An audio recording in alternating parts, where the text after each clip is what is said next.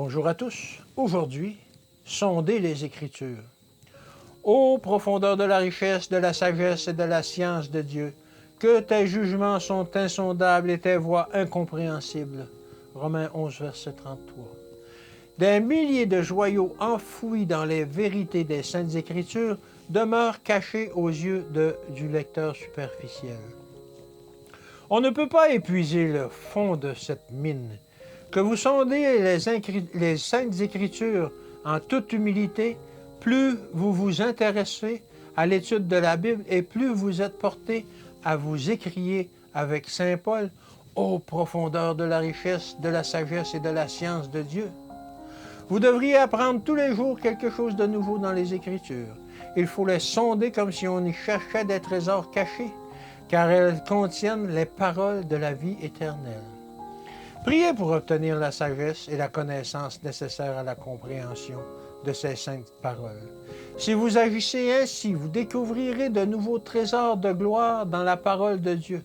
Vous sentirez que vous avez reçu une nouvelle et précieuse lumière pour comprendre les sujets relatifs à la vérité. Et les Écritures prendront une valeur accrue à vos yeux. Les grandes vérités nécessaires au salut sont dans la Bible aussi claires que la lumière du jour.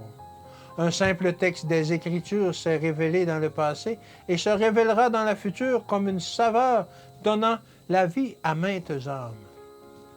Tandis que les hommes sondent avec diligence les richesses de la Bible, celle-ci leur révèle de nouveaux trésors de vérité qui sont pour l'esprit comme des joyaux étincelants. Vous devez creuser profondément dans la mine de la vérité si vous voulez découvrir ces plus riches trésors. Comparez un texte avec l'autre afin de comprendre le vrai sens de la parole de Dieu.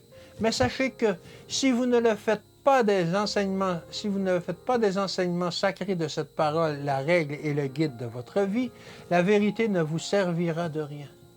Si un passage quelconque des Écritures condamne une habitude que vous chérissez, un sentiment que vous entretenez en vous, une tendance d'esprit que vous manifestez, ne vous détournez pas de la parole de Dieu, mais éloignez-vous du mal que vous faites et laissez Jésus purifier et sanctifier votre cœur.